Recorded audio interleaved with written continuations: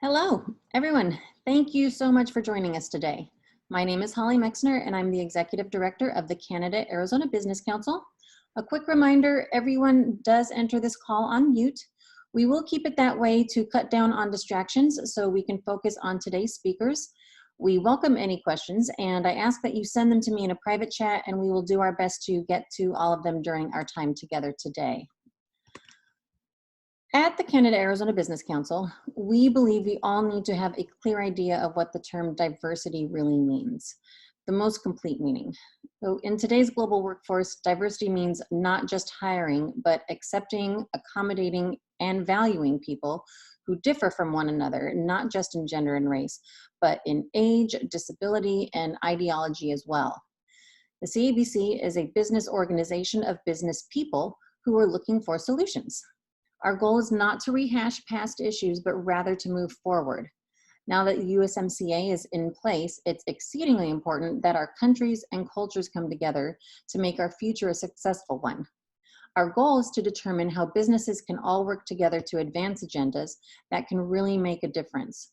So to address these issues, we have three guests with us today, but before I introduce them, we have a few remarks from Glenn Williamson, our CEO, and Honorary Consul for Canada to Arizona. Glenn? Let me unmute myself. Thank you very much, Holly, for your opening comments. Welcome to everybody. I hope you and your families are all safe and sound during these very challenging times. Improving gender equality and diversity across business sectors is vital for a successful path towards making the new USMCA work.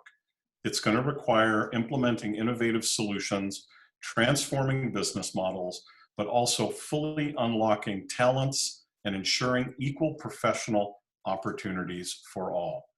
It is a long-term imperative and cannot be a quick fix. That is why we are making this an ongoing priority of the Canada-Arizona Business Council. Our members, our partners, and our friends. A way of life, if you will. I really want to now introduce a good friend, Zabe Sheikh, who is the Consul General of Canada, who agreed to come on to this and give us an outline of Canada's position. Zabe is based in Los Angeles and getting his view on this very important topic, after which I will be paying attention, listening, and learning while Holly Mexner, our Executive Director of our nonprofit, has a conversation with our guests on this important topic. Zabe, all over to you, please. Thanks so much, Glenn. Thank you, Holly. Thank you to CABC for hosting what we think is a very important conversation. As Glenn and Holly remarked, my name is Zabe Sheikh. I'm Canada's Consul General to Arizona, along with our good partner, Glenn, Southern California and Nevada. And so we cover a fairly significant part of the representation territory for Canada in the US. And of course, whether it's with COVID and the pandemic, or whether it's the horrible incident that happened in late May. It's tragic, but it was horrible. George Floyd's death at the hands of a violent police force ignited a lot of things, figuratively and literally, energies, sentiments, and beliefs. And as Holly said, we're not here to go back too much, but we are here to understand, or try to understand, what got us here, because that's the only way we'll move forward with any sort of meaning, action, intention, and results. First of all, a moment of respect for George Floyd and others like him, Breonna Taylor, so many names, in fact, families and friends who have been affected so negatively by this. In Canada as well, you might have heard, of course, in the United States and around the world, a movement happened because of that moment, and Canada and Canadians were no less part of it. On the streets of many Canadian cities, there were the protests, there were the movements, and they continue to be, and that's important for all of us to know, that within the context of this kind of conversation, there is even a larger conversation going out on the city streets and in near city halls and near state legislatures, of course. As Canada's Prime Minister Trudeau has said, these are not isolated incidents or elsewhere problems. Prejudice, discrimination, and violence are a lived reality for far too many people. And of course, when we talk about the systemic and institutional racism, we, in North America at any rate, or anywhere in the sort of European colonial viewpoint, we talk about the systemic racism and genocide that has happened not only to the Indigenous communities, but to the Black communities. They're the results of systems which are far too often condone and normalize, perpetrate and perpetuate inequality and injustice against racialized communities, religious minorities, and Indigenous peoples. And of course, as Glenn also talked about, gender. We welcome the opportunity in Canada to comment on the values that are central, not only to Arizona, but to Canada, values such as human rights, inclusion, and the rule of law. Canada, of course, as Robin earlier alluded to and talked about and witnessed and experienced, strives to be an inclusive country that respects diversity. But of course, Canada is not immune to the systemic racism and discrimination that many communities face. It's continually faced. Today, even as I'm speaking, we know that Black Canadians, Indigenous peoples, and other racialized Canadians are experiencing racism, systemic, institutional racism. So there's much work to be done. Canada, in fact, did launch a federal anti-racism strategy in 2019. It's designed through meetings and consultations, and it's informed by people with lived experiences. But again, of course, we're in 2020 now, and we know that regardless of what was happening in 2019, something needs to happen even more in 2020 and beyond. We can't ignore systemic racism. We know there's no easy fixes.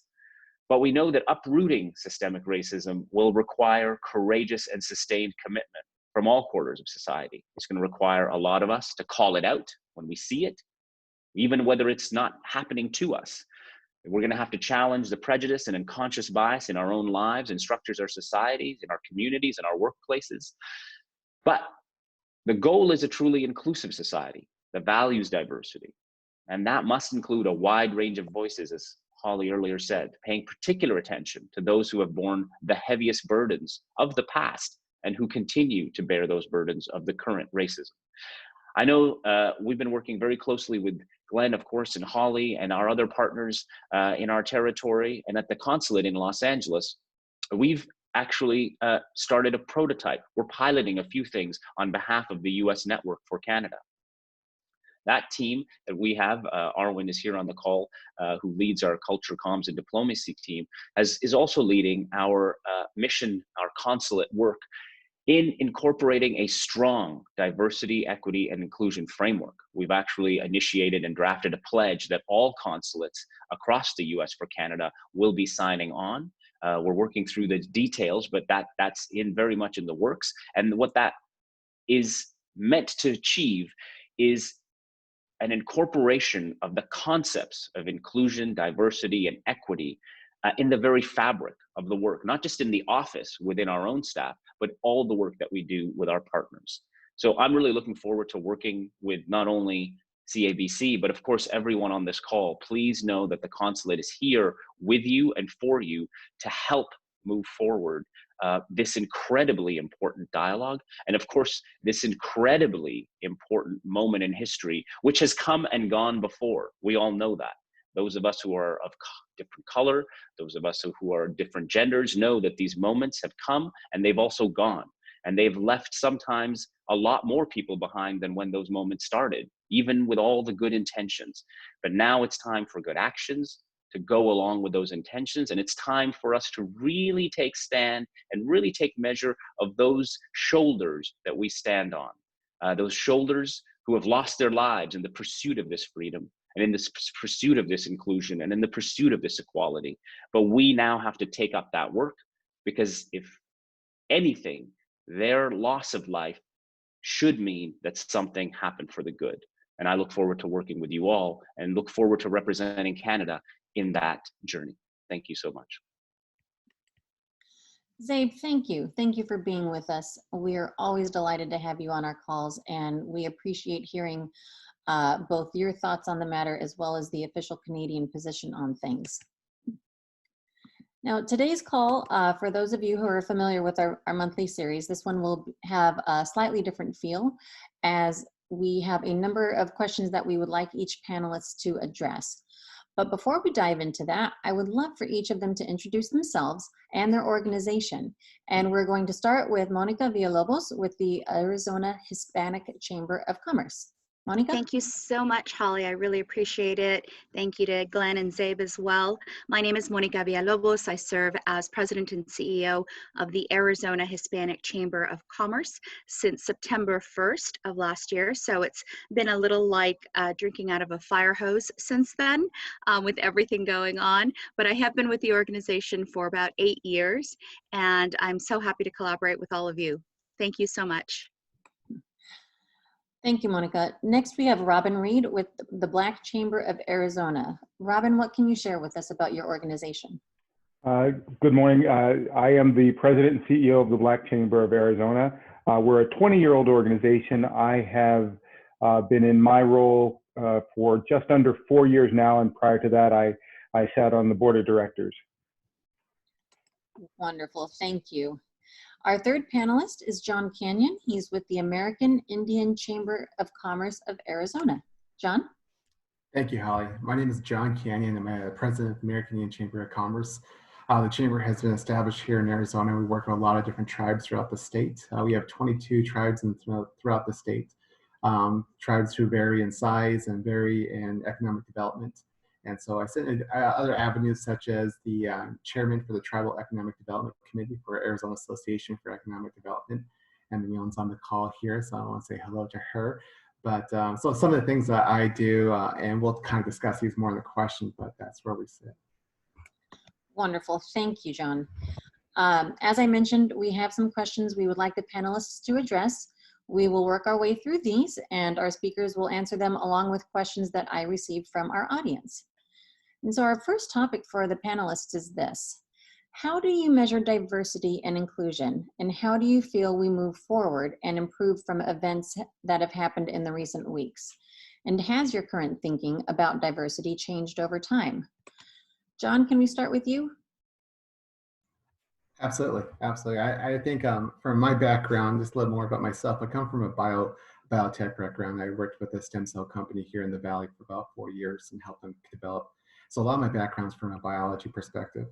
So when I look at this question, I think of a biology perspective, thinking of a cellular nature. So cells and the cellular nature actually they're basically controlled by their environment for different signals and different things that set these up, and these things go into motion. And it's amazing that when these small things happen, anything from a protein hitting a receptor, it ignites a chain reaction all the way down to a DNA structure, all the way up to what can cause different viruses, what can cause different things that can affect the whole body. So it's amazing by small and simple things, these things that happen.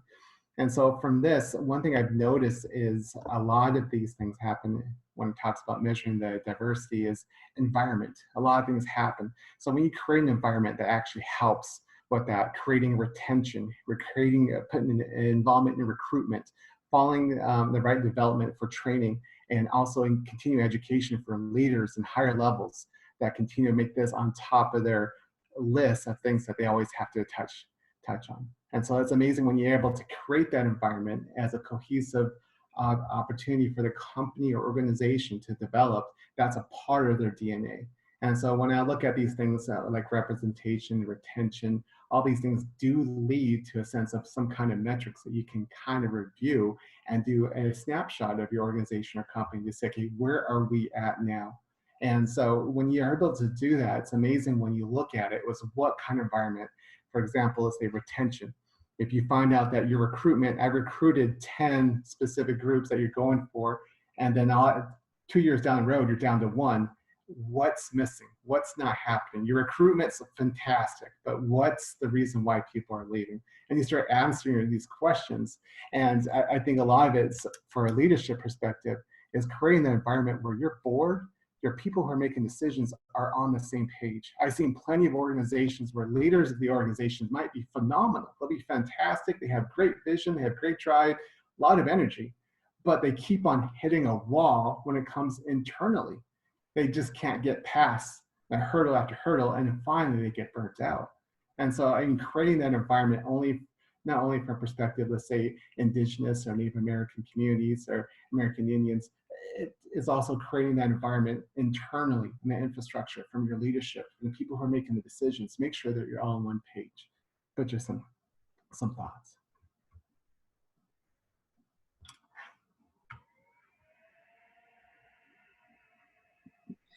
Thank you so much, John. Had to take myself off mute there for a second. Monica, what are your thoughts? Thank you. And just to add to what John said, you know, John and Robin and I have been having these conversations for quite some time. And for me personally, it's really understanding privilege, whether that's by race or by gender or by education or socioeconomic level. I had a really enlightening conversation with my doctoral advisor at USC, Dr. Darlene Robles, and she said, you know, do you have privilege? Do you suffer, as she put it, from privilege? And I said, no, absolutely not. I'm Hispanic. I'm a woman. I grew up poor. Like, what privilege did I have? And she said, as you sit in my office talking about your doctorate.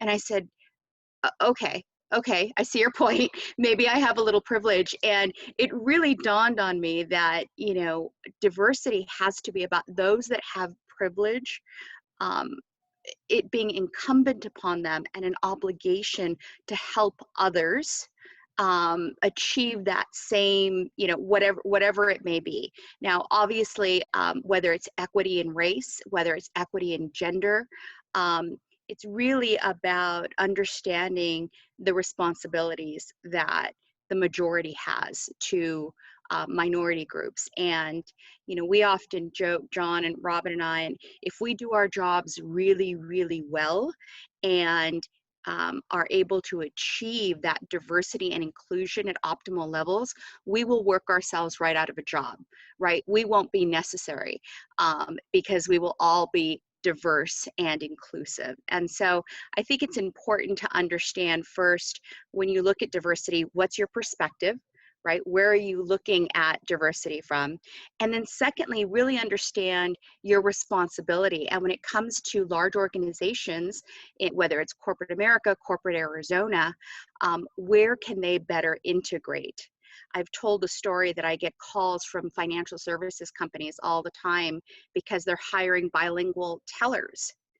And my biggest frustration is that they don't call me when they need a vice president. They only call me when they need tellers, right? And not that there's anything wrong with that role or that position, but there's a clear indicator to me of when they're looking to diversify and specifically when they are not. So I think those are sort of important points to consider, but diversity has many different lenses, and understanding, you know, where's that perspective, whether it's an individual, an organization, a corporation, where is that perspective? And more importantly, where are your blind spots, right? Where are your blind spots when it comes to diversity? So that's what I'll add to John's kind of description of diversity and how we've been thinking about it. That is wonderful. Thank you. Robin, what are your thoughts on this, and how do you measure diversity and inclusion? Well, I think one of the things we do is we really try to take the expanded definition. So, you know, we often say colloquially diversity and inclusion as if the two are unmistakably connected, and in fact, they're not. You can have diversity without inclusion, but you cannot have inclusion without diversity. So one thing I like to say is diversity, then inclusion, so we understand it's a dynamic process that continues to move forward. But more to the point, it's really diversity, equity, inclusion, and belonging. It is a process. It's not a task you complete. Diversity can be done relatively easily. I think John outlined that when he talked about hiring practices. You can easily create a more diverse workforce by hiring people. However, the problem that can come with that is exactly what Monica brought up, which is your diverse workforce can also be the lowest rung on the ladder. And have you then solved the problem, or have you just put more color crayons in the crayon box? So, the way I like to describe it is, diversity is a box of crayons. Every color's there. Equity is when you use each crayon an equal amount to paint a picture, and inclusion is when the complete picture includes all crayon colors. That's really the best way for us to approach it. What's been happening historically is we get to diversity and we stop. We encourage people to open the door to our companies and see all of the different shapes, sizes, colors, genders, orientations. And then we pat ourselves on the back and one segment goes back up to the top floor in the corner offices, and the other segments stay on the bottom floor and do more of the basic work.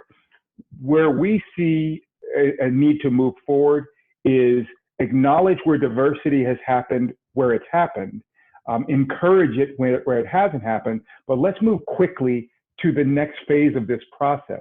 Let's move quickly to equity. Let's move quickly to answering the question John posed, which is, great, we're hiring, a wonderful array of talented, qualified individuals that don't all look the same, but they're leaving at a faster rate than the rest. And this is a national statistic, by the way, that we're having minorities that are not staying in position as long. The attrition rate is dramatically higher.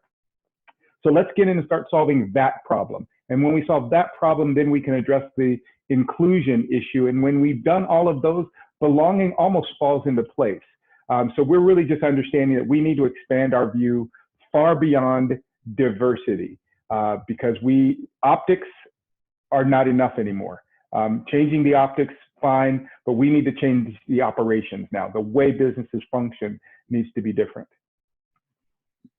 Thank you. Those were 3 incredibly diverse answers. And all excellent points from completely different sides. John, I love the technological angle, and how you can, break it down like that. And our next question actually leads right into everything you were just saying, Robin. So if you don't mind, we'll have you take the lead on this. How do you advocate for diversity education and initiatives that can help both businesses and individuals? Well, we really, I will first say, I get the same phone calls that Monica gets, bank teller, low-level employee. And again, that's not in and of itself a bad thing. If we're trying to create employment for an individual, I'm all for it. But at the same time, I'm asking the same thing. What are we doing, and what can we even do as an organization to help companies identify qualified candidates for mid-level, upper-level, C-suite level positions? So one thing that we do to advocate for that is we make sure that we are consistently sharing the message about those companies or those individuals within our community that are qualified for these. One thing that I'm doing, we have there's a chain of newspapers, the business journals here in the United States. And so we work very closely with the Phoenix Business Journal, and coincidentally, their executive editor is a Canadian, a gentleman named Greg Barr. And Greg will tell you, I'm in his ear 3, 4, 5 times a month, reminding him that I can share with him the names and the owners of successful Black-owned or minority-owned businesses, and that I encourage him to do the same profiles he's doing, the same, making moves in the business world articles for these companies when it isn't a hot button issue.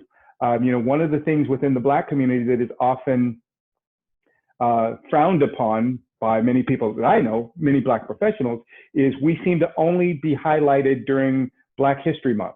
Or if it's not Black History Month, then it's when there's been a volatile issue involving a Black person, and then everyone wants to show you their awareness of the problem. But I encourage our publications that tend to highlight these businesses. Black businesses run successfully year round.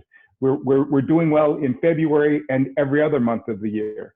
And we're doing well in spite of the things that are going on and because of the things going on. So one thing we're really doing to advocate is making sure that we're getting that media presence that we see in other communities to make sure that we're not getting overlooked or that we're not getting singled out at a time when everybody in the world is trying to draw attention to that business, but during that time where it's not popular, but it's still relevant. That is excellent. Thank you. Monica, what can you add to that? Sure. You know, for us, it's really one of the ways that we advocate best is by sharing data and information.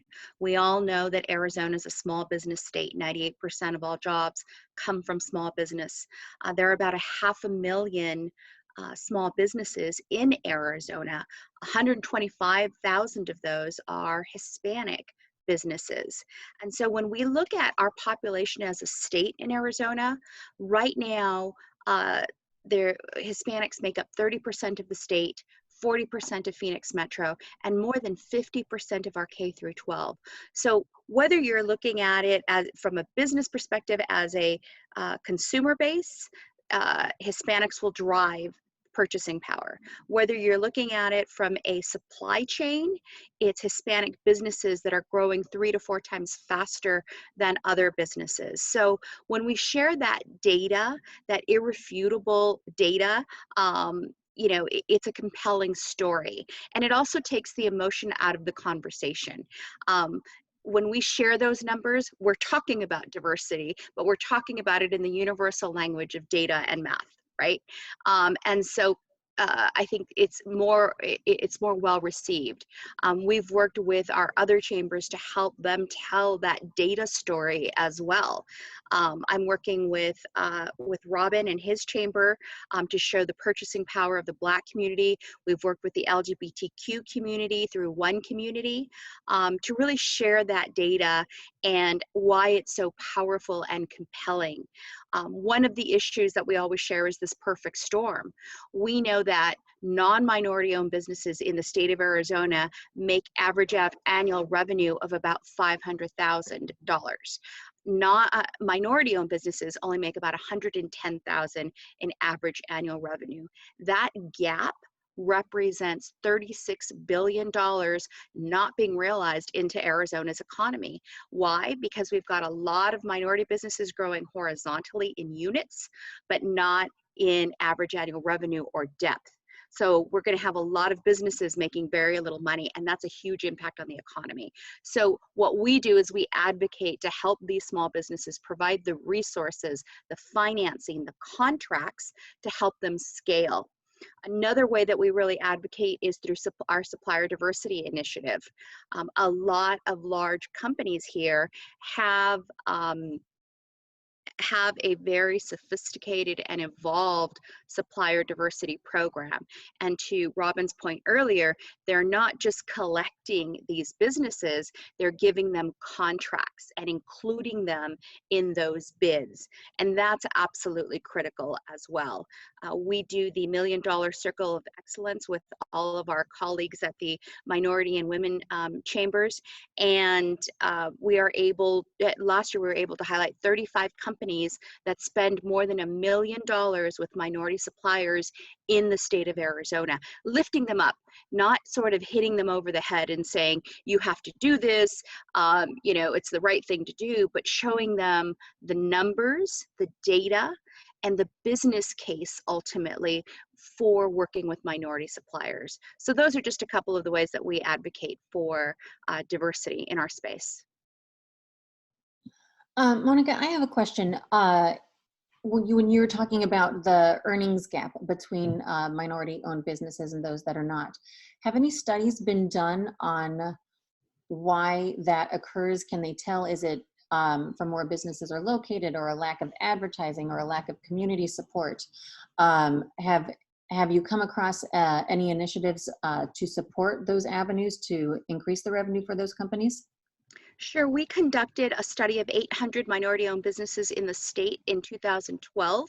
And I'll put in the chat box a link to all of our publications so you can see the source of that. But there are two main reasons: a lack of access to contracts. So again, those suppliers being able to partner with buyers in those companies, because those are long-standing relationships that have to be built. It's sort of the who do you know scenario, right? And being able to connect with them. And the second thing is financing, right? Do they have the financials? If you've got a company that has average annual revenue of 110,000 versus one that has $500,000, they're less attractive to banks, right? And which banks are willing to invest in them to help them grow? So those are sort of the two main things, and that's a result or findings that we had in our study back in 2012. We are scheduled to go back into field for that study because it is a benchmark study. It was done in 2007, 2012, and now we're just waiting to go back into field. I imagine COVID will have a huge impact on those numbers. What we know is that most businesses only have about 2 weeks of float or reserves. Minority-owned businesses have even less than that. And so we're waiting to see what the fallout is on minority-owned businesses as a result of the pandemic. But I'll go ahead and put that link in the chat box if anyone's interested in, anyone's a data nerd like I am. You're free to take a look at that. Thank you so much. John, what about you? What education and diversity initiatives are you seeing that can help both in businesses and individuals in the communities? Sure, absolutely. I think one of the major things in Arizona is construction, water. And anyone who's in construction is going to run across different Native American communities. Those here in the state of Arizona, like Holly from Arizona, you can go across the 101 and run to like 3 different Native American communities without even blinking an eye. And then that's what happens. I think a lot of people don't understand that the Native American communities and organizations and economic development is right there in the mix of things. And they don't even understand that. I know certain companies who go across, let's say, to China, to Japan, they actually go through a culture sensitivity course. They understand what the process is. And it's amazing that these same organizations, when it talks about dealing with different Native American communities, don't take that into consideration, don't find that an initiative, because it's not a real thing. It doesn't make sense to me sometimes. So there's a lot of different type of organizations, like Gila River Healthcare has a culture sensitivity course. So any type of distributors or people who do business with healthcare have to take this healthcare course. And it's a 3-day course, and they go through the process. So they learn how they're going to work with this organization. They understand some of the complications associated with it. They got to understand the history of why maybe Native American companies and organizations don't make a snap decision. I mean, this is based on the culture that, they look 7 generations. How is this decision going to affect 7 generations down the road? But in business world, you got to make a snap decision. Why is it slowing down? And so it's a very interesting idea where you have 2 different cultures coming together trying to do business. And Native American communities, what they're doing especially is redeveloping their infrastructure. Unfortunately, sometimes in Native American communities, construction organizations might find out it's a slow process. You got to go through a whole different hoops and everything to finally get your end product. Now there's certain organizations, so I say Salt River Pier in Maricopa County, right there at the 101 in Scottsdale. Phenomenal. They've done a fantastic job, and they created this blueprint of how to be successful in that. And when they do that, a lot of these tribal organizations are learning from one another. And it's amazing how this is starting to develop. And because of that, there's organizations who are learning how to create these relationships. With Native American communities, and I think in all minority communities, it's about establishing a relationship. And for right now, I think for myself is the companies and organizations who already have those relationships. When COVID-19 happened, it's still happening, when it hit, and the biggest part, it noticed that a lot of organizations started to reach out to me directly as the president of the chamber and ask, hey, we got a great deal for you. Here comes all the sales. We can get you PPEs at some price point and whatnot. And then my one question was, then, are you looking to donate or are you looking to sell? That's always my first question. Like, oh, they kind of step back for a second, we can donate if you do buy. And it turns into this back and forth thing. And I'm like, great. What kind of relationships do you already have with the tribal communities that I can base this on? And it's amazing. We're like, whoa. So I think for a lot of different organizations, it's learning to build those relationships. We have great organizations such as Construction in Indian Country, which is an organization based here, and they work hand in hand with all minority groups. They work with Monica and Hispanic Chamber of Commerce, a couple different events. And so the Construction in Indian Country helped create this liaison between tribal communities and business organizations. So there's all these different organizations that go through that process. American Indian Science and Engineering Society has broke those boundaries between US and Canada. And so they created different branches that go back and forth to help the different indigenous communities up there. So it's creating these relationships and also educational process. And a lot of that can be done through a liaison program, Construction Indian Country, the American Indian Chamber of Commerce.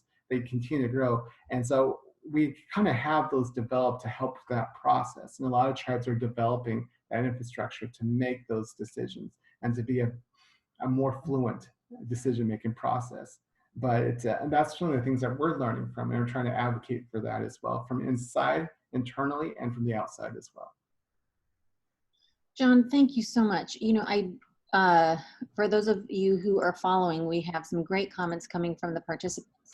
And one just came in from Mignon Hollis regarding minorities in rural areas. And then, John, I'm sure that you have seen this in your experience. A lot of them have a harder time. Many of the business owners may not be citizens as well.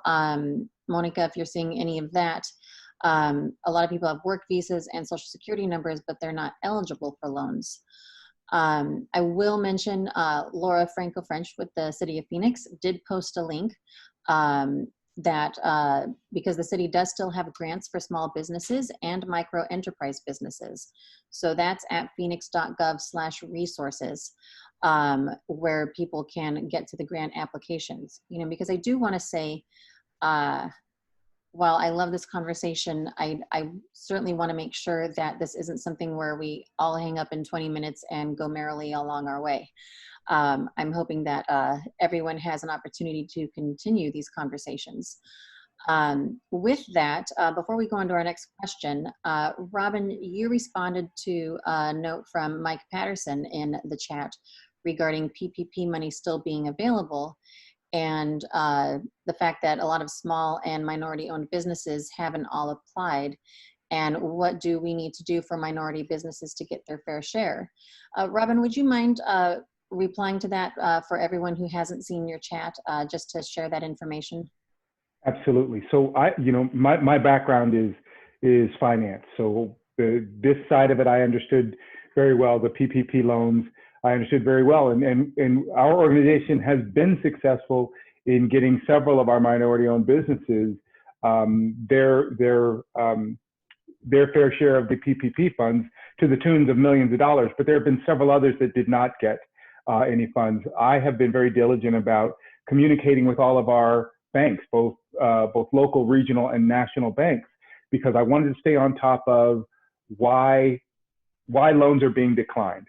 And one of the reasons that initially, so when understand that we are now in the third phase of PPP loans. In the first phase, the actual reason for most declines universally was the calculation was wrong. That there's a very specific calculation that is required to determine the loan request amount. If your calculation is wrong, your loan request amount is wrong, and you're going to get declined. That we need to educate our small business community. Again, many weren't aware that one of the caveats to applying is that you need to have a deposit account at the institution where you made your loan request. You don't have to have an ongoing relationship. You can open the account that same day. Unfortunately, there were a lot of small businesses that were applying but didn't have a bank, didn't have an account at that bank. So again, they were getting declined. These are all issues of education and information. They're not qualifying criteria in terms of are you entitled to the funds? Are you entitled to forgiveness? These are basic information and education things that weren't being addressed. We rushed the program out because we needed to, but we weren't educating people. So one thing that I know we have to do in this situation is we've got to, as quickly as possible, get the education out there so that our small businesses can apply the right way the first time, because unfortunately, organizations like mine don't always hear when someone's declined. So I don't know whether or not I can go back in and help, if I can create a new relationship. And sometimes that business owner is just discouraged, speaking, and please first understand, I'm not the universal voice of the Black community, but speaking based on life experience and business experience, I will tell you that a lot of Black business owners are so used to getting declined for things, whether fairly or unfairly, that when they get declined, they don't even try a second time. They just figure, you know what, I'm just going to keep running my business right where it is, keep it going the way it's going. And I actually think that that is a lot of what leads into the amazing statistic that Monica shared, which is great. We're doing well horizontally. We're not doing well vertically. We're building a lot of new small businesses that are staying small, but we're not scaling our businesses. That's something that I'm very passionate about. But I think that as it relates to a lot of the CARES Act funding, we aren't getting the information out as comprehensively and as quickly as possible. And a lot of the businesses were already, again, the small business statistic didn't change. Most of them fail, whether or not there's a pandemic. So if we're not getting this information out quickly enough, unfortunately, a lot of the businesses, it's just too late. Thank you, Robin. I appreciate you sharing all of that. Of course, as part of the CABC, I'm not going to let anyone off the hook without talking about Canada. So just to address a little bit of an international angle on this, and Robin, you had mentioned when everyone was first logging in, your experience in Canada with diversity and certainly then inclusion, and how they seem to do a much better job of that than the US is certainly doing at the moment. So for all of our panelists, how do you and your peer organizations in Canada and Mexico work together, like the companies who employ people in all three countries do? Monica, what is your experience with them? Sure. I had a similar experience as Robin. I visited Canada for the first time. I'd been to like Victoria Island on a cruise, and it's, one of the stops, but I actually spent a couple of weeks there over the New Year in Montreal, and I was just blown away. And I think Canadians are incredibly modest about everything that they have to offer. And when you look at the history and how Canada's sort of dealt with issues like race and diversity versus the way that we have in the US, versus how Mexico has, frankly, it's a really evolved approach. And we know in Arizona that 17% of small businesses trade internationally. About 40% of that is with Mexico.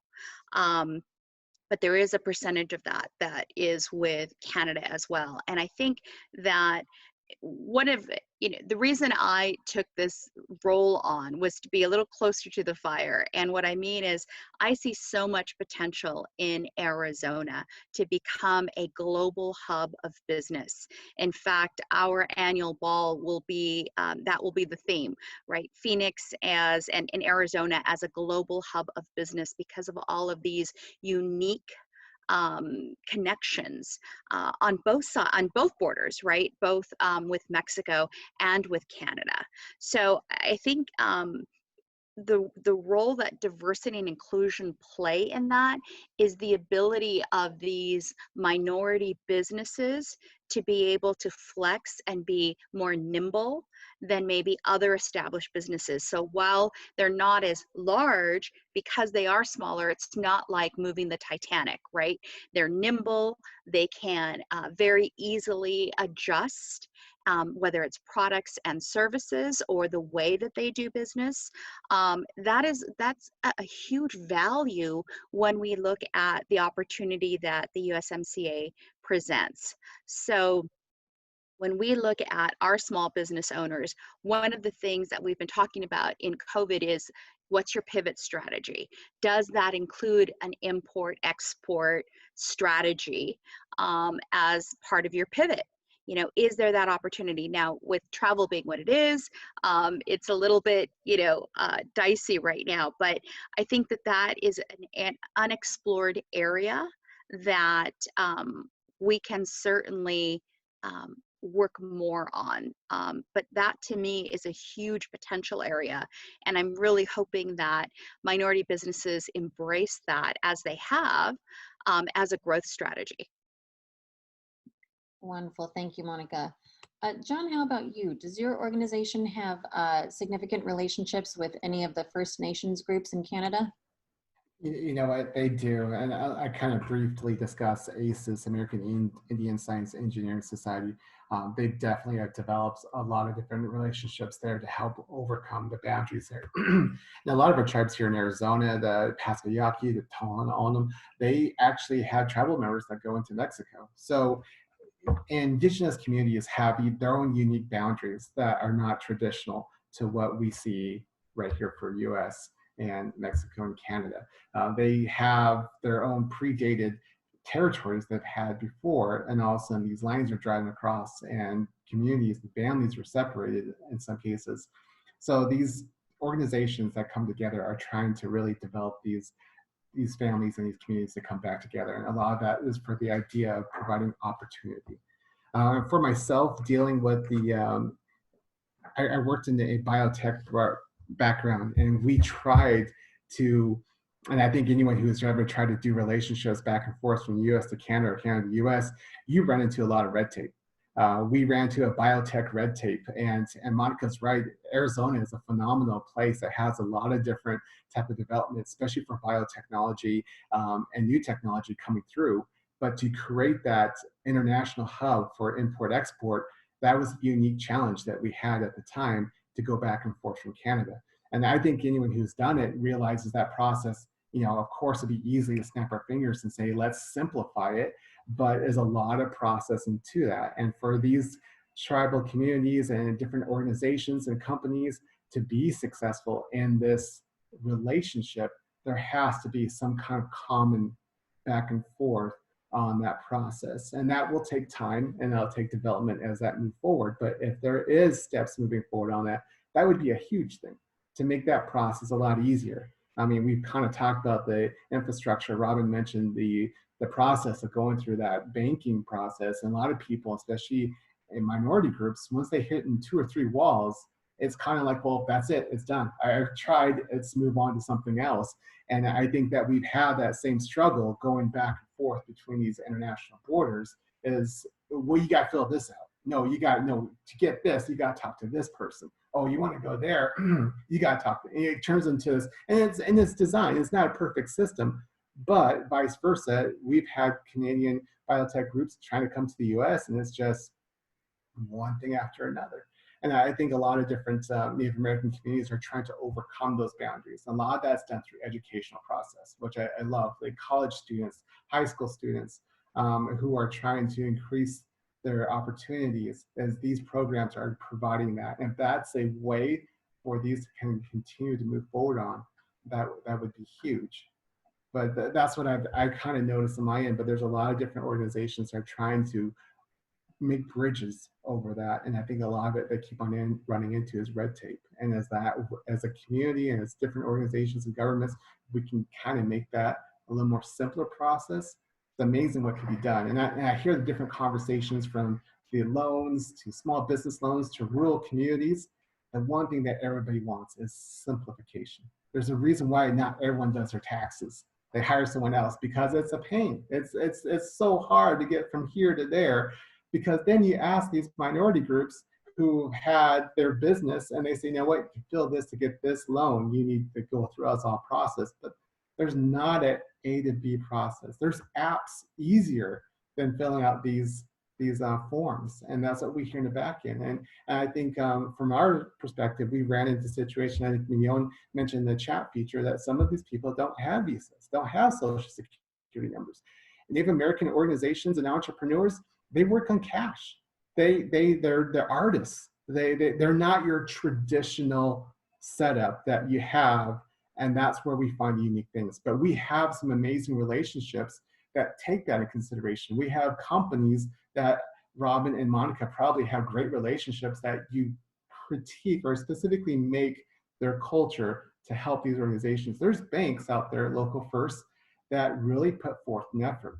And I think as you get these organizations who have these attachments to these minority groups, who create and listen how they can be better, it'd be amazing how that comes together. And I think that's what this whole question, this whole conversation is about, is inclusion and diversity, bringing these organizations together.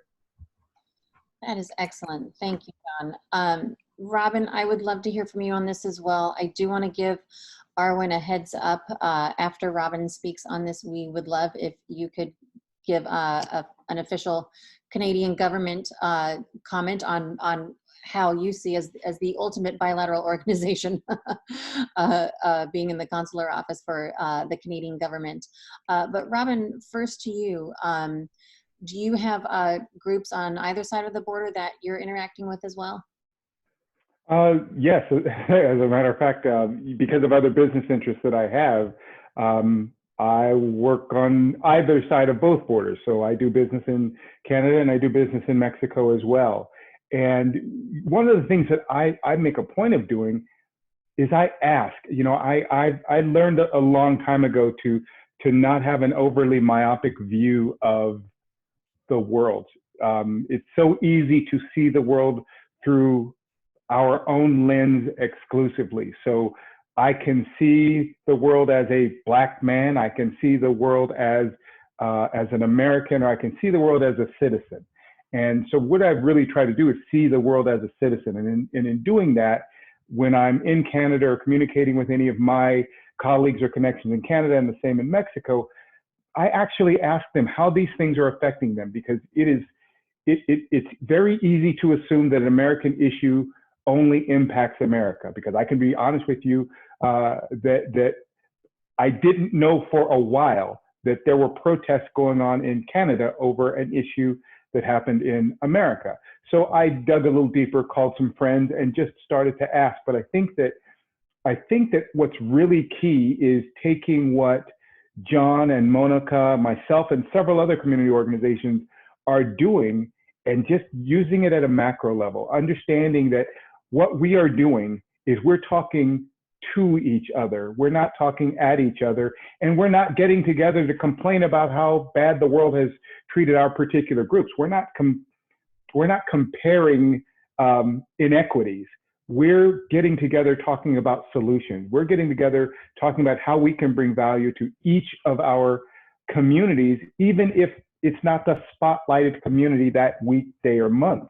You know, one thing that I can say is that in developing this organization, the Community Collaborative, in the short time, it hasn't even been a full year, and in the short time we've been put together, we have had an issue in which the Hispanic community was disenfranchised. We've had an issue where the Asian community was disenfranchised. We've had an issue where the Native American community is disenfranchised, and we've had an issue where the Black community has been disenfranchised. So one thing we learned was we had to stay in communication, and probably equally, if not more importantly, we had to stay in support of each other. I don't get to back away when it's not the Black community that's being impacted. In fact, I need to double down on my efforts. I need to double down on my support. I need to really dive in, because I want my whole community supporting the entire disenfranchised community. And I think that we can do that globally as well. We can certainly do it across, you know, in North America, we can do it across borders to work together to address the issues. Because simply put, you know, if Canada is going to fight for the lives of Black people from where they are, and if Mexico is going to fight for the lives of Black people, then you know what? We're supposed to do the same thing. I'm supposed to make sure that I am looking for, you know, equitable living and opportunities for First Nation and other communities in Canada, and for you know, the entire communities in Mexico. We just have to take what we know works and think bigger and do better. Robin, that was phenomenal. Thank you. You are an excellent speaker. and you and Monica and John are certainly putting together some great ideas for us to pursue, and just thought processes that we need to consider when we move forward on things. Arwen, I see. Thank you for staying with us this whole call. I know Sure. you were the ultimate, in cross-border working for a government that is not the country in which you live. So what programs are you seeing, and what actions are the Canadian government taking to pursue this as well? No, we're really, really excited. I mean, diversity and inclusion has been a passion project of mine for a number of years, even before I started my posting in Los Angeles last September. And with the partner that I have with Zabe, who has such a huge appetite for bringing these issues to the forefront, but also making the solutions very practicable.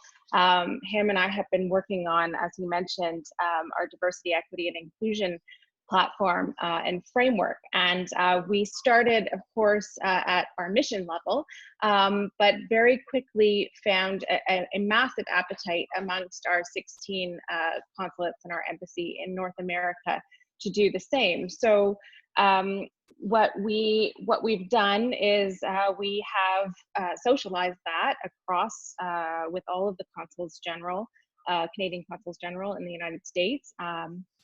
And in Mexico, and we're putting together this framework which really shines a diversity and equity and inclusion lens on every single program that we have at our mission. So not just my program, diplomacy, but also our trade program, our consular program, our immigration programs. And I'm happy to say that this has also picked up steam not only in the United States network, but also at headquarters in Ottawa and in our European network. So this is, your speakers have been incredible. I've been in learning mode for sure for this entire call. And that's where we're kind of coming at it from. We're coming at it from a learning perspective. We don't know everything, but we desperately want to improve the lives of the people who we serve and the communities in which we serve. So very excited to kind of be spearheading this.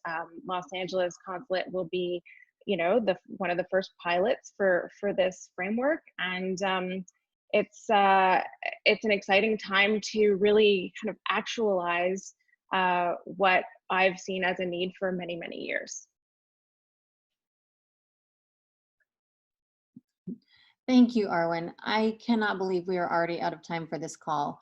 I do want to mention really quickly for those of you who aren't following the chats, Monica did just post an excellent point that utility companies like APS, SRP, and Cox have all developed programs to develop minority businesses. So they're contract ready to do business with them.